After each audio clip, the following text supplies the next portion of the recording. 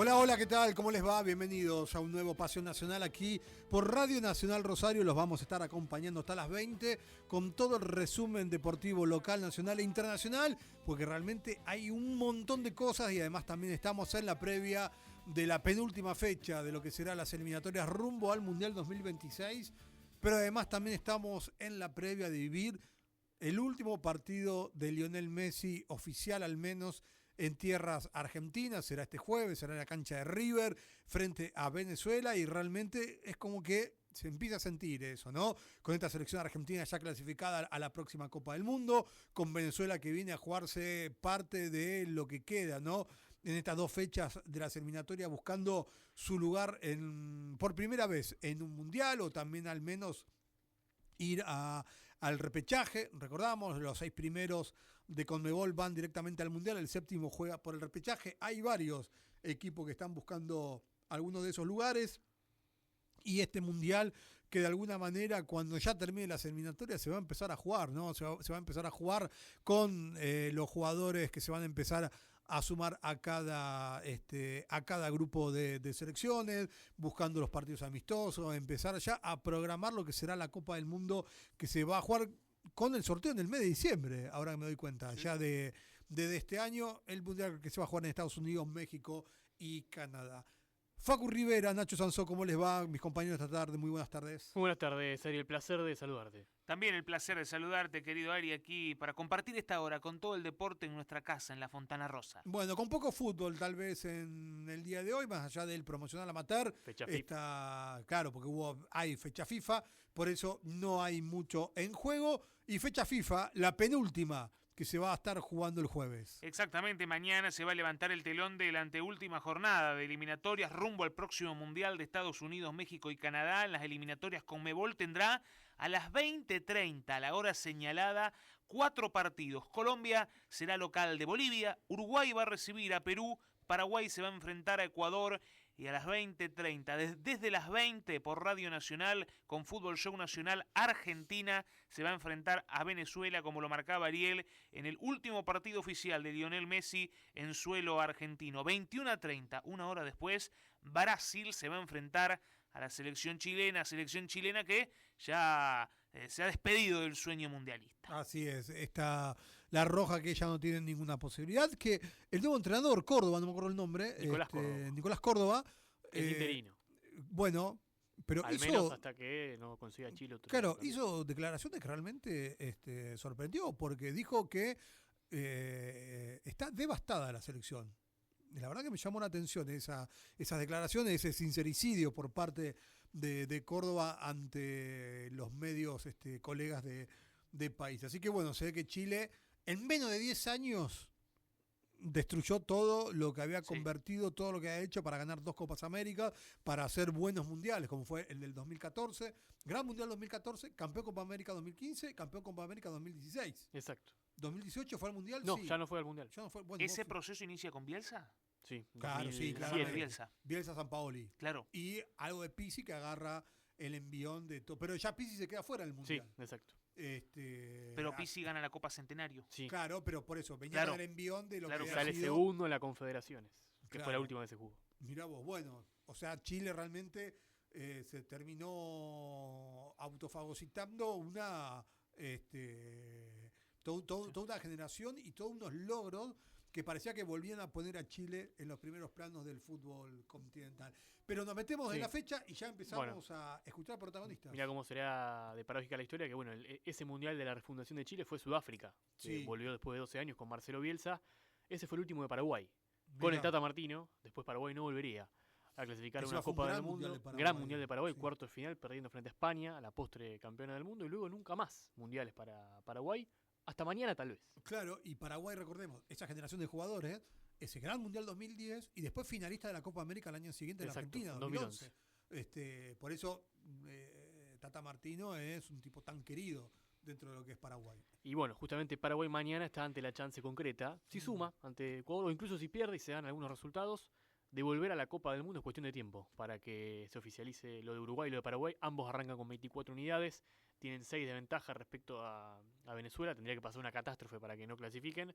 Lo cierto es que el equipo de Gustavo Alfaro mañana espera festejar ante su gente la clasificación. Si suma ante el equipo de BKCS, Paraguay volverá después de 12 años, después de 16 años, después a una Copa del Mundo, después de varios traspiés, y bueno, una selección histórica de los mundiales, muy fuerte en Sudamérica, pero que en los últimos mundiales, en las últimas eliminatorias sobre todo, no había logrado hacer pie con bola, hasta que llegó Gustavo Alfaro, y este invicto que tiene la selección desde la llegada de Alfaro, que bueno, le permite llegar al mundial con cierta holgura. Sí, totalmente, porque ahí estoy mirando la tabla.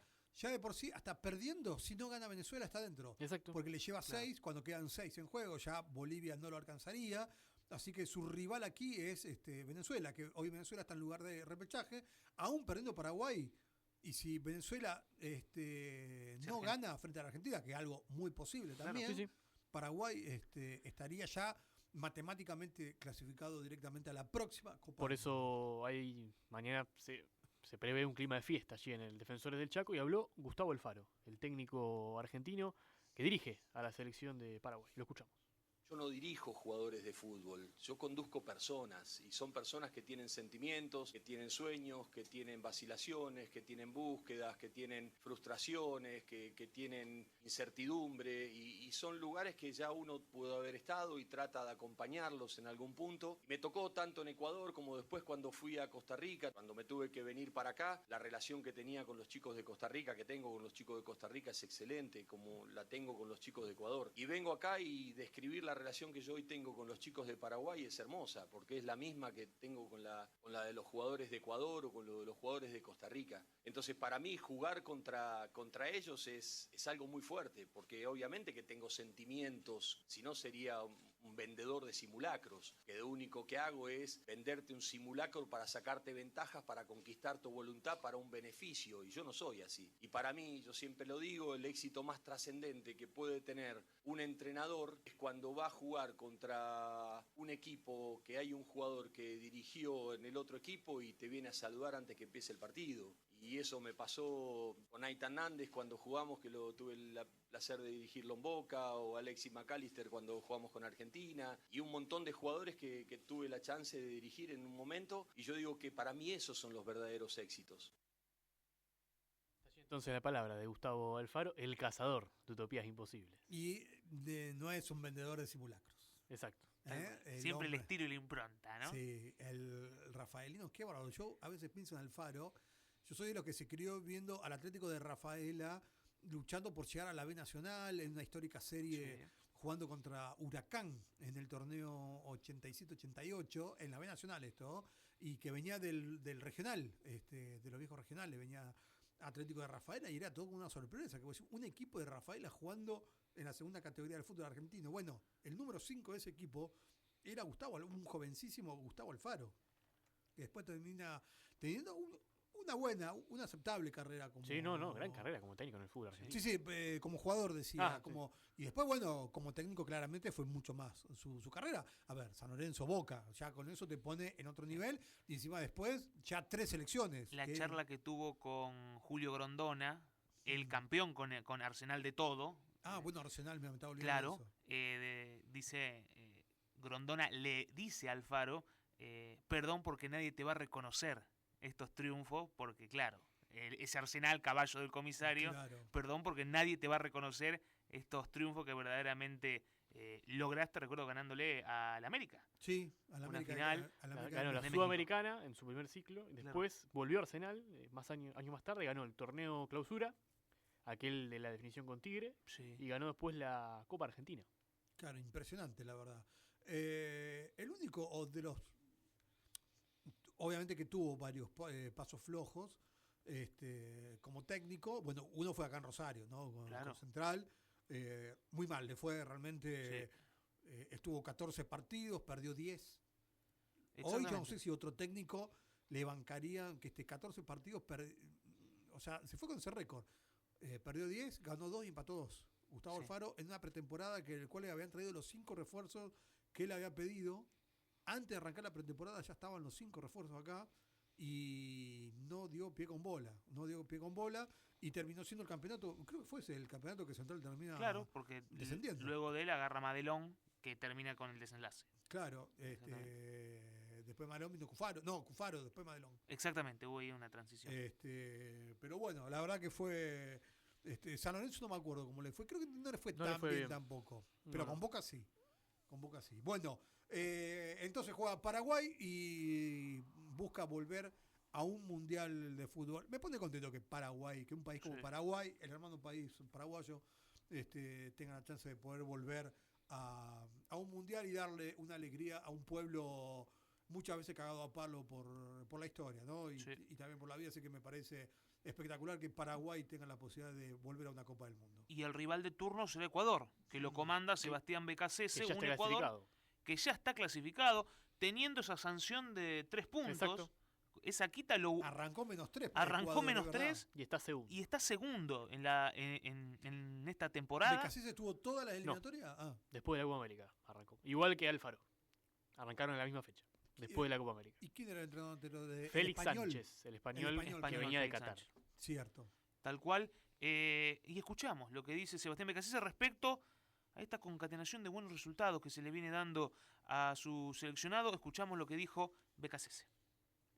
No es que porque ya estamos clasificados o porque somos sólidos o porque perdimos menos partidos que otro equipo, eso va a ser suficiente, eso no va a alcanzar. Es un partido extremadamente de duelos, de mucho roce, de mucha fricción, donde ellos tienen un gran poderío en todo lo que tiene que ver con balones detenidos, desde un saque lateral hasta un córner, un balón frontal, lateral, diagonal. Son futbolistas que también desde un saque de meta en lo que tiene que ver con segundos balones tienen mucha fluidez de 3/4 para adelante, mucha libertad de sus atacantes. Si un equipo ganó los 5 partidos locales porque realmente funciona muy bien, ¿no? Ha sumado todos los puntos afuera empatando y creo que solamente perdió con Brasil el último juego, estaba invicto hasta el último juego. Así que imagínate el partido que nosotros preparamos, con el grado de dificultad que nos vamos a encontrar. Sumado a eso, lo que te conté, que las rachas están para cambiarlas y lo vemos como una oportunidad, no como algo malo. El Ecuador nunca sumó ni un punto. Entonces nosotros tenemos que preparar un partido de mucha concentración, de mucha atención de detalles, de hacer nuestro juego, de saber que el rival va a intentar imponer lo suyo. Así que un partido altamente complejo que nos sirve muchísimo a nosotros para ponernos a prueba en esto que estamos hablando de la preparación al mundo.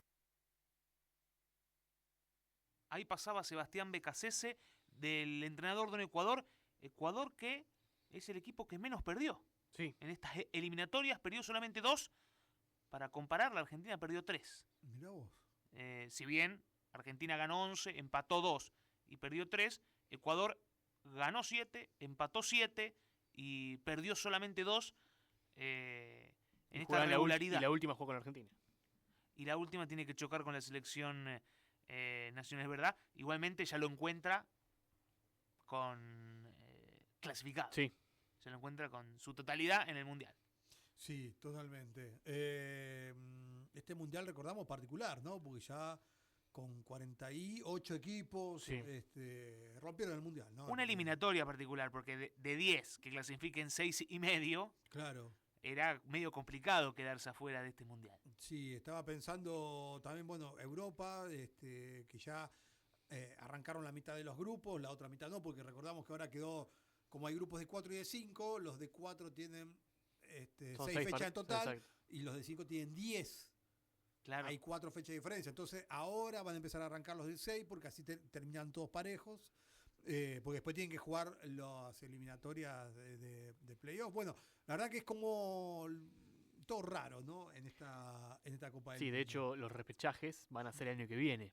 Claro. Por lo tanto, el sorteo que se va a hacer a fin de año, el 5 de diciembre, bueno, va a tocar el ganador Claro. tal partido. Claro. ¿no? Tipo Copa Libertadores. Signo de pregunta. Puede ser Argentina, por ejemplo, Irán, México, ganador repechaje. Ganador repechaje. Claro. Que creo que hay un repechaje mundial, ¿no? También. Sí, además. va a ser un repechaje. Hay un repechaje europeo, Claro. porque bueno, son muchos los cupos en Europa y después van a salir entre los que quedaron de Oceanía, de Asia, África, van a quedaron. jugar una especie de repechaje. Creo que son 3 cupos de ese repechaje. Claro. Bueno, Perú, Australia jugaron. ¿Cuándo fue? ¿El mundial pasado o el Sí. anterior? Que jugaron. El Claro. pasado. El pasado. Que, claro, la Perú de Gareca se quedó ahí en la puerta de meterse.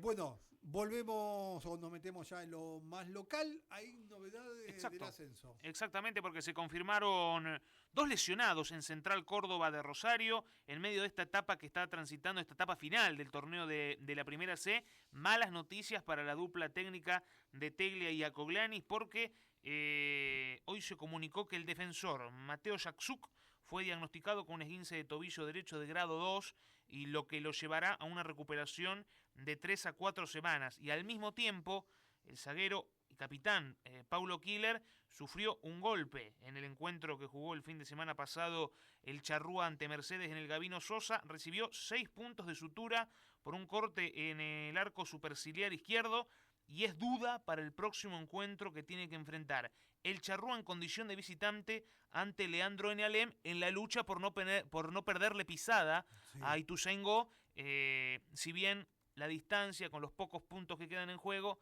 ya es 4 puntos. Casi... Son 4 con 12 en juego. Exactamente.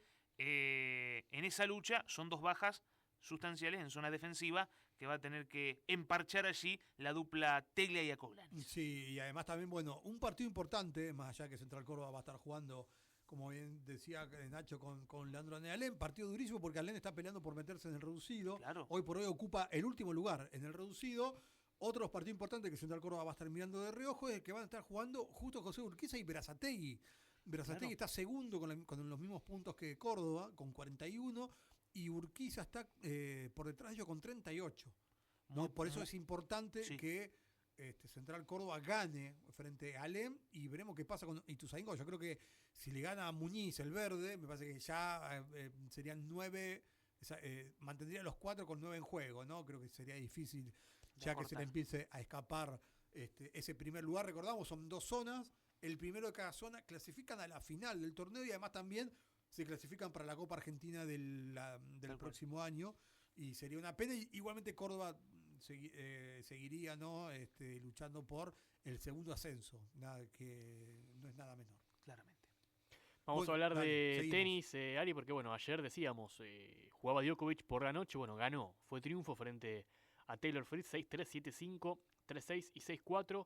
Y de esta manera tenemos la primera semifinal confirmada, Ari, que va a ser Alcaraz Djokovic, que ya se enfrentaron en el Abierto de Australia, en Roland Garros, en Wimbledon, en los Juegos Olímpicos. Y bueno, faltaba que se enfrenten en este torneo. Bueno, será en la semifinal a partir del viernes. Bueno, veremos quién se alza con ese pasaje a la final. Y en la jornada de hoy ya sabemos que Félix Auger-Aliassime va a ser semifinalista. El canadiense le ganó 4-6, 7-6, 7-5 y 7-6 a Alex de Minaur y va a estar jugando frente al ganador del duelo italiano que vamos a tener esta noche, Yannick Sinner, Lorenzo Musetti, no antes de las 21:10. En el Arthur Ashe van a estar jugando los italianos. En el cuadro femenino, triunfo de Amanda Anisimova. ¿Recordás, Ari, la final de Wimbledon? Que Iga Swiatek ganó 6-0, 6-0 frente a Amanda Anisimova. Bueno, hoy Anisimova ante su gente se vengó, le ganó 6-4 y 6-3 y espera rival en la semifinal que saldrá del duelo de esta noche entre Naomi Osaka y Carolina Muchova, no antes de las 20 en el Arthur Ashe. Además, está jugando Horacio Ceballos junto a Marcel Granollers. Ganaron el primer set 7-5 frente a la dupla conformada por el alemán Franzen y el neerlandés Haase. Y está 1-0 la dupla rival en el arranque del segundo set. Esto es cuarto de final del dobles masculino del US Open. Y Horacio Ceballos que trata de seguir haciendo historia, ¿no? Dentro del tenis argentino, dentro del dobles. Jugador que volvió a la Copa Davis y que de alguna manera intentará convertirse también en un jugador importante allí en ese torneo por selecciones. Si no hay más, hay algo más. Claro, más. Porque hay que...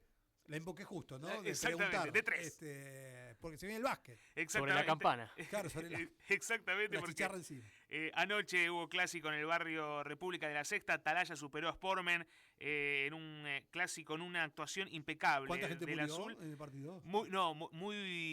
Fue una fiesta. El operativo bueno. Salió el pie de la letra. 85-70 fue el triunfo de Atalaya sobre Sportmen en el pendiente de la fecha 22 de la Superliga y extendió la fiesta porque recordemos que Atalaya viene de ganar la Copa en el Ornati. Viene de ganar la Copa 99 aniversario y con una gran actuación de Nicolás Giraudo 28 puntos para Giraudo, 11 rebotes, 4 asistencias, 3 tapas, una actuación espectacular. También por la Superliga, ayer jugaron por la fecha 23 Rosario Central, que se llevó el partido, un partido relevante en el estadio Canalla ante Atlantis Sportmen 71-61. Fue el triunfo de Central en el Cruz Alberdi. La tabla de la Superliga tiene a Temperley, Provincial, Gimnasia y Esgrima y Atalaya liderando, son los 4 punteros. Hoy a las 21:30, pero por el ascenso, por la primera A, Talleres de Villa Gobernador Galvez va a recibir a las 21:30 a Calzada por la primera A local. El récord de la primera A tiene a los rosarinos, Estudiantil puntero, Tiro Suizo, Alumni y Talleres de Arroyo Seco, los 4 que lideran el récord de la primera A en el básquet de ascenso rosarino. Toda la información aquí entonces en Pasión Nacional. Si no hay más nada, ahora sí, separamos y nos metemos ya en el mundo de la selección argentina. Hasta las 20.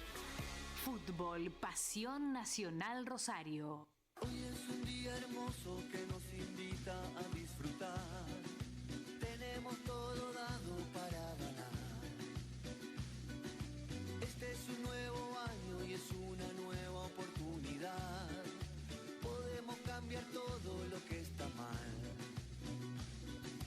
Somos la vieja especie que se resiste a... Seguimos en Pasión Nacional y ya nos empezamos a meter en el mundo de la selección argentina. Recordamos, mañana jueves será el turno en el Estadio Monumental, donde empezará a cerrar estas eliminatorias rumbo al 2026, pero también se empieza... Yo creo que la gente, me parece que muchos nos estamos dando cuenta ahora, ¿no? Con este último partido... la gente está empezando de alguna manera a hacer el duelo, después de 20 años de estar en el máximo nivel y de saber que se empieza a despedir tal vez el mejor jugador de la historia del fútbol mundial. Sí, lo estaba pensando ahora mientras lo iba diciendo, lo estaba reflexionando. Bueno, no tomamos dimensión, me parece. No, por eso te digo, me parece que esto de saber que es el último partido oficial de Messi en la Argentina es como, che, es verdad, ya nos empezamos a despedir, ¿no? Del mejor jugador, al menos hasta ahora, ¿no?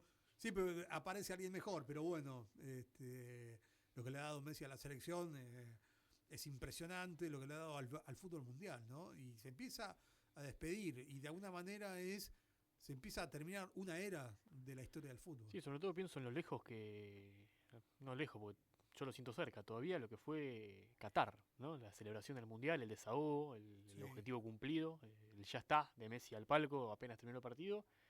Y bueno, uno pensaba que iba a ser eso el último de Messi en la selección, y sin embargo, estamos hablando de que, bueno, va a jugar su último partido, lógicamente, pero que tiene muchas en el medio de una Copa América, tiene muchas chances de jugar su sexto Mundial, si no me equivoco. Claro, 2006 el primero, 6, 10, 14, 18, 22, exactamente. Sí. El sexto. La verdad que un animal lo de Lionel Andrés Messi, que bueno, justamente va por todos los récords que puede haber en un mundial. Creo que va a ser el primero en jugar 6 mundiales. En la final del mundial se convirtió en el jugador con más partidos. Bueno, y ahora va a ser con más mundiales, con seguramente.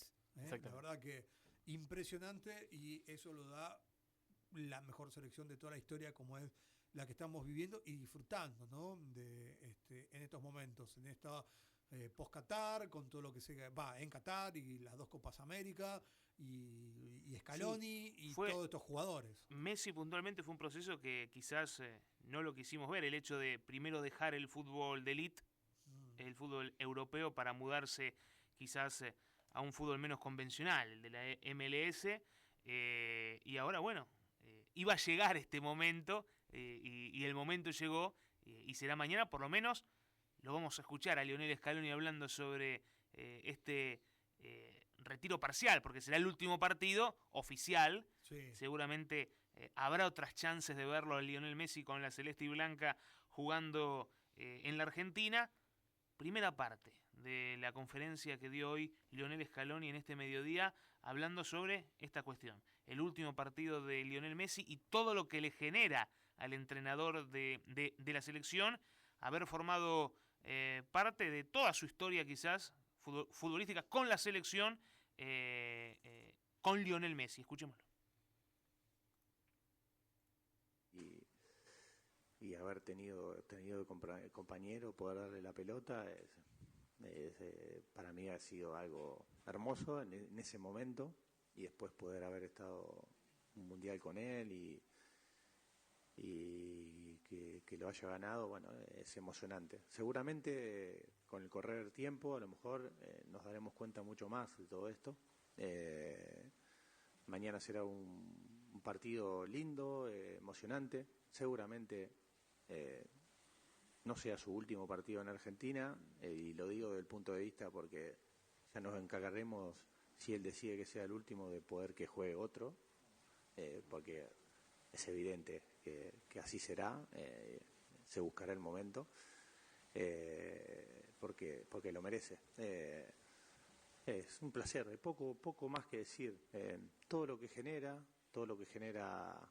cuando entra por el predio es algo que yo no se lo he visto a nadie, también que tampoco es que he dirigido a muchos, pero ya no hablo en cuestión de ser entrenador, lo que genera como persona. Entonces, para entenderlo hay que estar acá en esta posición, y ha sido o es un placer, porque no me quiero tampoco poner en cuando no esté. Hoy está y hay que disfrutarlo, que es lo más importante, y siempre digo. Ahí pasaba la Lionel Scaloni en una parte de la conferencia, si bien fue el inicio, tocó una fibra sensible. Se notó. Cuando inició su parlamento, inició bien en la primera parte con buena compostura, pero después se fue, mientras iba hablando y reviviendo la historia, que esta cuestión de que su primer pase en la selección argentina, esos primeros momentos, y después dirigirlo y los logros. Pero sí, pensemos que Scaloni estuvo casi en más de la mitad de los años que Messi estuvo como jugador de la selección. No, más de la mitad no, pero estuvo no, menos, pero primero como compañero jugando, Sí.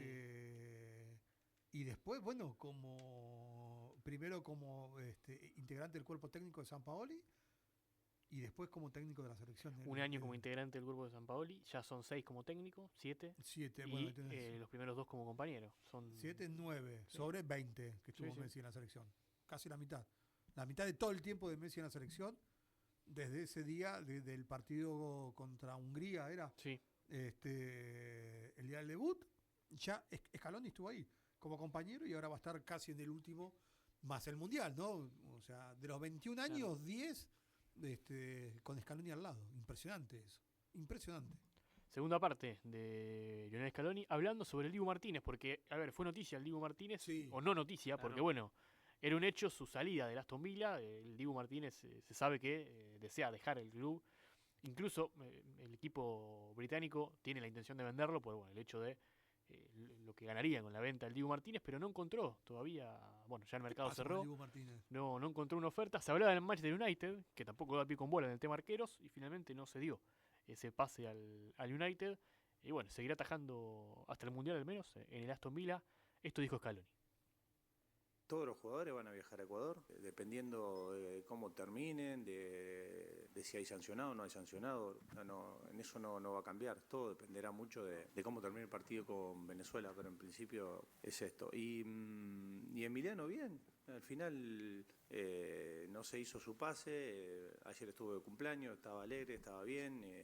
Lógicamente habrá tenido ilusión de jugar en el Manchester, como se decía, pero bueno, es un chico que positivo y que ya está pensando en nosotros y a la vuelta en su club, que es el que realmente, bueno, ahora mismo tiene que pensar, así que lo vi bien, en líneas generales bien.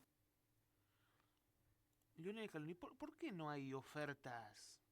¿Por qué no hay los clubes de la élite europea no se lo quieren sacar de las manos al Aston Villa? Yo creo que hay grandes arqueros. Hay grandes arqueros, Claro. muchos clubes que ya tienen a su arquero asentado. Y Pero es un arquero campeón del mundo. Sí, yo coincido.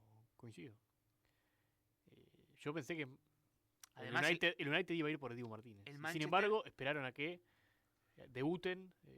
Las primeras 3 fechas no ganen un partido, sus 2 arqueros se coman goles en todos los partidos, para recién ir a hacer una oferta Claro. que fue insuficiente. Por eso, además, un Manchester que viene atravesando crisis tras crisis, o sea, si bien es un gigante del fútbol europeo, no viene atravesando su mejor momento, por lo menos en las últimas temporadas. Me hace ruido que el Dibu todavía, siendo un arquero campeón del mundo, esté en un equipo, si bien el Aston Villa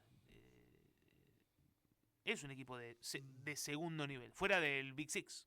Sí, claramente. Es un equipo tradicional de Inglaterra, pero, exacto, eso iba. Pero fuera de los 6 grandes. Pregunto, pienso en voz alta, no, sí. Esto no es una afirmación mía. Tal vez será porque el Dibu Martínez es un arquero de selección y no de equipo, de clubes. No, yo creo que no, porque de hecho en el Aston Villa es uno de los mejores. En su puesto es uno de los mejores en la Premier. Sí. Me parece que es una cuestión más de el mercado de los arqueros, sumado a tal vez la edad, que no es un arquero no es menor eso. Joven, no es un arquero para usarlo ya. Claro. Si te pones a ver los arcos de la mayoría de los clubes tienen su arquero. Después discutamos si esos arqueros son mejores o no que el Dibu. El Dibu tiene eso que bajo presión ataja mejor que nunca. Lo ha demostrado. Y después tal vez hasta puede haber una cuestión de que a lo mejor no cae tan bien en Europa el Dibu Martínez. Vos sabés que también esa era la segunda pregunta que iba a hacer, o en realidad es una especie de villano. Claro, y justo juega en el Villa. Tiene una personalidad que a lo mejor a muchos no le gusta el Dibu. Dentro de la cancha, porque después fuera de la cancha no tiene ningún problema. Justamente eso. Que también, si vos te pones a pensar, dentro de la cancha, ¿qué hizo dentro de la cancha? Porque en realidad las mayores cosas que uno conoce, entre comillas lo que voy a decir, las durante locuras, los penales. O hasta después también, en los festejos. Sí, sí. Digamos, no es que tampoco sea que no sea muy hipócrita, los jugadores dicen cada cosa dentro de la cancha, digamos, que también les moleste solamente lo del Dibu. Creo que eso es culpa de la pandemia, ¿no? Porque los micrófonos permitieron escuchar lo que el Dibu le dijo al jugador colombiano en esa famosa definición. Entonces, que dentro de una cancha se deben decir cosas 150.000 veces peores. Pero totalmente. Bueno, más de Scaloni. Si quieren escuchamos la última parte de Scaloni para luego separar. Rodrigo de Paul. Sobre Rodrigo de Paul, escuchemos lo que dijo el tema de Rodrigo de Paul, jugador de ahora del Inter. Escuchemos lo que dice al respecto Lionel Scaloni. Bueno, con Rodrigo sí estuve hablando unos minutos. Ya he repetido varias veces lo que creo no solo de él, de todos los jugadores. Más allá de donde estén, tendrán que demostrar que están vigentes, que están en sus clubes jugando bien para seguir en la selección. En eso somos inflexibles. El momento de decidir, decidiremos siempre por el equipo, y eso es lo que todos saben y haremos. Está jugando, juega todos los partidos, y de acá al Mundial ya veremos cómo va, pero en principio lo conocemos, sabemos su manera de entrenarse, pero siempre la cancha es la que manda, y en él y en todos los demás. Lionel Scaloni, hay cuestiones con las que no se tranza, entonces juegan los que mejor están, los que mejor nivel tienen, y bueno, el trabajo que debe hacer Rodrigo de Paul en este caso, ahora atravesando su carrera en un fútbol de quizás menor categoría fuera de la elite. Así es. Bueno, cerramos, lo vamos a seguir mañana con el tema de la selección. Por lo pronto separamos y nos metemos en el automovilismo con Facu Rivera. Estás escuchando Fútbol Pasión Nacional Rosario con Alejandro Mangiaterra y equipo en Nacional. El autódromo, mi vida, un domingo al mediodía, vas a ver, te va a encantar. Te va a encantar, Nacho, el autódromo. Asado, pegado al ruidos, pegado al alambrado, en la carpa, como le gusta a mucha gente, a muchos fanáticos aquí. ¿Y cuándo va a venir? ¿Y cuándo va a ir, Sansó? Se lo prometí, pero es la deuda eterna. Bueno, hablamos con el amigo Svegliati allá en el autódromo y le decimos que nos haga un lugarcito en algún talud. Bueno, Facu Rivera. Sí, para hablar un poco de lo que pasó y lo que ya viene, porque hay poco tiempo entre carrera y carrera. Sí. Venimos, tal vez para mí, de la mejor carrera del que tuvo Colapinto en este año. Y creo que lo más importante es que volvimos a ver al de Williams, al del año pasado, al Colapinto, que más confianza tenía, una carrera bastante positiva. Largó 16º en el último Gran Premio de los Países Bajos, llegó 11 en una carrera que, bueno, si bien abrió lugares para sumar, porque bueno, hubo muchos incidentes, muchos pilotos que tuvieron que abandonar, no es un auto el Alpine que esté para meterse entre los primeros 10, y bueno, estuvo ahí nomás. Colapinto, y de hecho podría haberlo hecho, y creo que tendría que haberlo hecho. Primero, porque bueno, en esa última parte en la que Franco Colapinto puso la goma blanda para ir para adelante, en ese último relanzamiento después del auto de seguridad, en una carrera que hay que decir que estuvo muy acertado Alpine con el tema de las estrategias, más allá de que el hecho de que haya tantos autos de seguridad a veces por ahí no te agarra en el momento justo para parar, pero bueno, decíamos, gran largada de Colapinto, gran ritmo, siempre cerca de Gasly, fueron juntitos los dos Alpine toda la carrera. Al principio, Colapinto lo pasó a Gasly por ritmo puro de carrera, y esto es un dato importante. Y en esa última parte, cuando Colapinto pidió ir a boxe para poner la goma más blanda, para tener ventaja y atacar al final de la carrera, largó 15º en ese último relanzamiento. Y cuando llegó a la cola de Pierre Gasly, su compañero de equipo, ahí tuvo la desinteligencia del equipo de no avisarle justamente al francés. Le avisaron tarde de que tenía que dejarlo pasar al argentino. También es cierto que el piloto francés debería haber leído, porque estas cosas, bueno, los pilotos también las saben, que Colapinto venía con mejores gomas. Y bueno, demoró ese cambio de posición, que en realidad no es que le tenía que dar, no es que tenía que hacer un favor Gasly a Colapinto, sino que tenía que devolverle la posición que Colapinto le había dado, porque Colapinto lo pasó al principio de la carrera a Gasly, y luego Colapinto le cedió la posición a Gasly, porque en ese momento tenía la ventaja de gomas el francés. Pero bueno, más allá de eso, lo que llamó la atención fue la gran actuación del argentino, a pesar de las frases de Briatore el día viernes, de Flavio Briatore, que fue muy duro. Sí. Con Colapinto, y bueno, se preguntó mucho el tema de por qué, o sea, qué sentido tiene, ¿no? Hablar así de Colapinto en este momento, porque bueno, fue realmente no un espaldarazo, sería lo contrario, un golpe, o al menos una desautorización importante para el piloto argentino.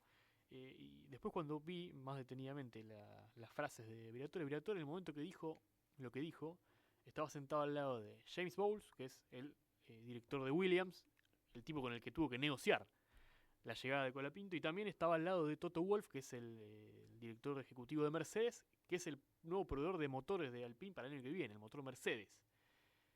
¿Qué creo yo que fue lo que pasó? Que Briatore en ese momento, para evitar que le pregunten sobre cómo va el Alpine para el año que viene, qué está pasando, recordemos que Alpine, si anda tan mal este auto como anda, además de porque fue un auto que estuvo mal concebido, tampoco le han dado muchos recursos al auto de este año, y Alpine está poniendo todos sus recursos y todo su capital técnico y humano para que el auto del año que viene, a partir sobre todo de la caja de la nueva motor y caja de cambios de Mercedes, pueda ser más competitivo. Y lo cierto es que Briatore anda diciendo por ahí que el año que viene Alpine va a pelear por podios, va a ser un equipo que va a estar adelante, pero no hay sustentos técnicos como para poder afirmarlo. Y creo yo que para tirar la pelota afuera, Briatore prefirió hablar de Colapinto, presionarlo públicamente al argentino y evitar ser consultado justamente, ¿no?, sobre estas cuestiones que al fin y al cabo son mucho más centrales, mucho más importantes. Bueno, después incluso Briatore fue a la televisión francesa y dijo, bueno, no es tan fácil diseñar el auto para el año que viene, no son autos fáciles los del año que viene, abriendo un poco el paraguas. Al fin y al cabo, no deja de ser Briatore un especialista en los negocios, ¿no?, más allá de la gestión de los pilotos. Pero bueno, más allá de eso se viene el Gran Premio de Italia, donde todo empezó, porque hace un año Colapinto debutaba en este mismo circuito. En aquel año fue como piloto de Williams, hoy lo hará como piloto de Alpine. Y bueno, más allá de que es un circuito que le cae bien a Colapinto, en el que ganó en la Fórmula 2, en la Fórmula 3, que debutó el año pasado en la Fórmula 1, hizo una gran carrera, largando 18º, llegando 12º en su primera carrera. No es un panorama alentador para el equipo, porque Monza es probablemente el circuito que más motor demanda en todo el calendario. Un circuito muy parecido, hablando de las distancias, al circuito Galvez de aquí de Buenos Aires. Y bueno, un circuito donde el motor es tan importante. Alpine, ya sabemos, tiene el peor motor.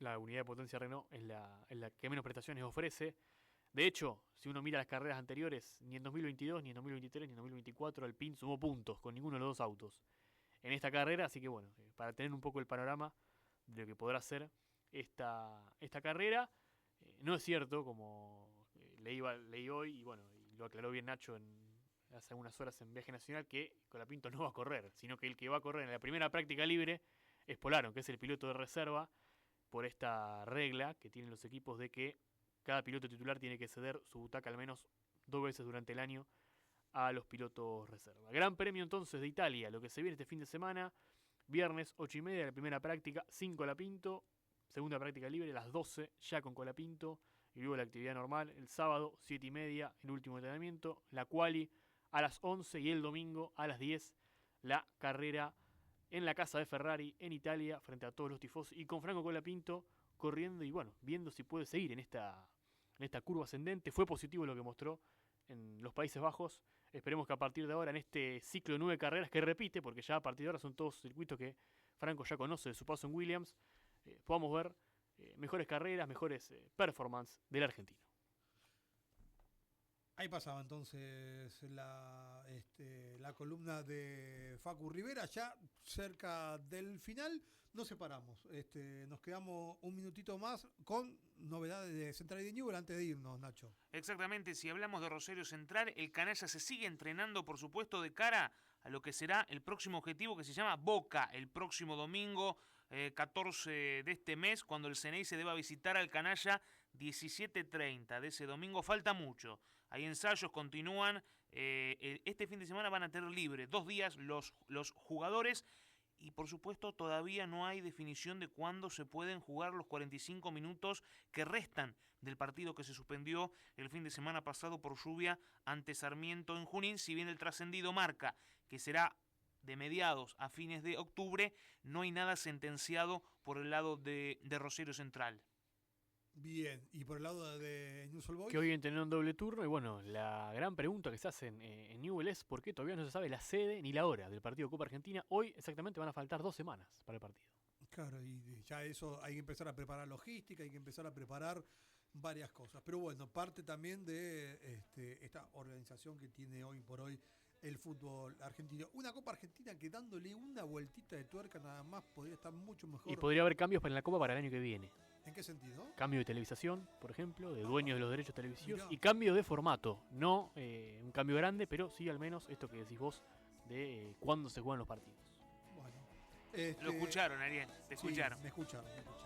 Lo que van a escuchar es mañana a partir de las Somos la previa. 15, vamos a hacer la previa de Argentina-Venezuela, último partido oficial de Lionel Andrés Messi en la Argentina, y eso lo vamos a vivir aquí en Radio Nacional. Mañana nos reencontramos y nos escuchamos. Adiós.